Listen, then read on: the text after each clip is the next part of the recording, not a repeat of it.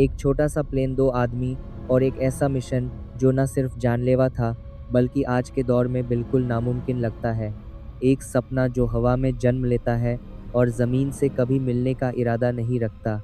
Las Vegas के एक hotel मालिक का अजीब ख्याल कि एयरप्लेन को घंटों नहीं, दिनों नहीं बल्कि महीनों तक हवा में ही रखा जाए। ये सिर्फ फ्यूल का चैलेंज नहीं था, ये नींद की कमी, ठंड और ज़िंदगी मौत के दरमियान बैलेंस का इम्तिहान था। सवाल ये था कि क्या इंसान अपनी जिस्मानी हदों से आगे जा सकता है या फिर आसमान ही उनका कब्रिस्तान बन जाएगा।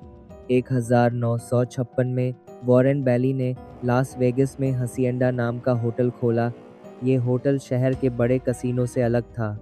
यहाँ आम और सीधे लोग आते थे, लेकिन प्रॉफिट कम था, इसलिए बैली कुछ अलग करना चाहता था। उसके दोस्त बॉब टिम, जो वर्ल्ड वॉर 2 का पायलट था, उसने मशवरा दिया कि वर्ल्ड रिकॉर्ड तोड़ो। एक ऐसा रिकॉर्ड जो होटल को मशहूर कर दे। एक प्लेन जो ज़मीन को छुए बिना महीनों तक उड़े। आइडिया खतरनाक था, लेकिन ज़बरदस्त भी। बेली मान गया और मिशन शुरू हो गया। इस वक्त एंड्योरेंस फ्लाइट्स का कॉन्सेप्ट पुराना हो चुका था, लेकिन सबसे बड़ा चैलेंज इंसान खुद था। 1949 में नेवी पायलट्स 46 दिन हवा में रह चुके थे।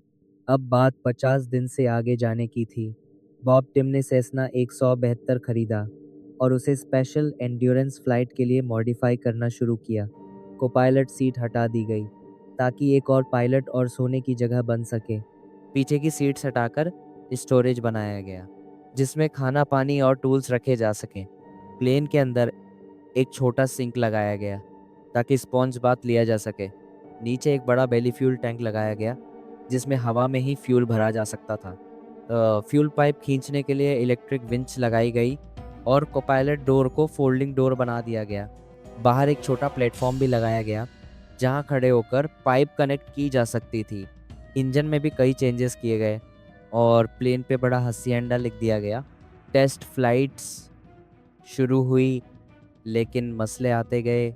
पहला कोपायलट निकम्मा साबित हुआ, 3 टेस्ट फ्लाइट्स फेल हुई। आखिरकार बॉब टिम ने नया कोपायलट जॉन को हायर किया। तब तक दूसरे पायलट्स 50 दिन का रिकॉर्ड बना चुके थे। प्रेशर और बढ़ गया। दिसंबर 1958 में सब फाइनल हुआ। 4 दिसंबर को ऑफिशियल मॉनिटरिंग के साथ फ्लाइट शुरू हुई। टेक ऑफ के बाद प्लेन वापस रनवे पर लाया गया ताकि टायर्स पर व्हाइट पेंट लगाया जा सके। ये प्रूफ था कि प्लेन कभी लैंड नहीं करेगा। अगर पेंट उतरती तो पहली रिफ्यूलिंग 12 घंटे बाद हुई। रोड पर दौड़ता ट्रक और ऊपर उड़ता प्लेन, सिर्फ 20 फीट का फासला और 3 मिनट की मौत से भरी खामोशी। पाइप कनेक्ट होती, फ्यूल भरता और फिर दोबारा आसमान की तरफ। ये प्रोसेस 100 से ज़्यादा बार रिपीट हुआ। ज़रा सी गलती सीधी मौत थी।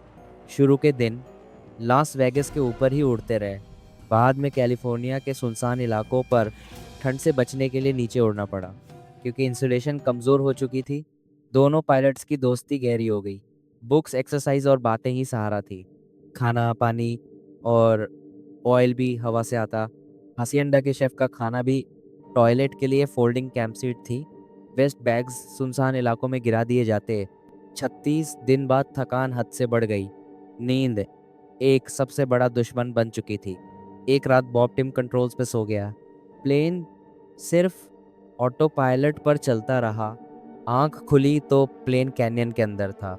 कुछ मिनट और तो सब खत्म।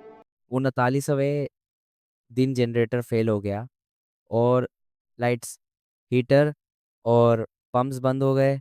फ्यूल हाथ से पंप करना पड़ा। रात की रिफ्यूलिंग और भी मुश्किल हो गई। टॉर्च और सर्च लाइट ट्रक्स का सहारा लिया गया। जैसे तैसे प्रोसेस चलता रहा। इंस्ट्रूमेंट्स एक एक करके फेल होने लगे। इंजन में कार्बन जमने लगा। जब रिकॉर्ड टूटने के करीब आए, मीडिया और आवाम का फोकस बढ़ने लगा। हसिएंडा का नाम अखबारों में छा गया। एक फोटोग्राफर प्लेन के साथ उड़ा 23 जनवरी को शाम के वक्त। 50 दिन का रिकॉर्ड ऑफिशियली टूट गया, लेकिन पायलट्स रुके नहीं और 14 दिन और हवा में रहे। आखिरकार प्लेन और जिस्म दोनों जवाब दे गए।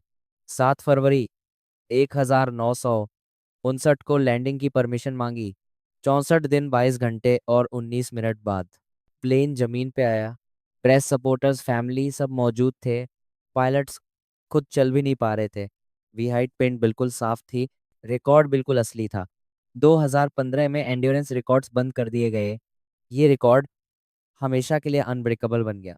आज भी वो सेस्ना प्लेन एयरपोर्ट पर लटका हुआ है और चुपचाप एक नामुमकिन कहानी सुना रहा है।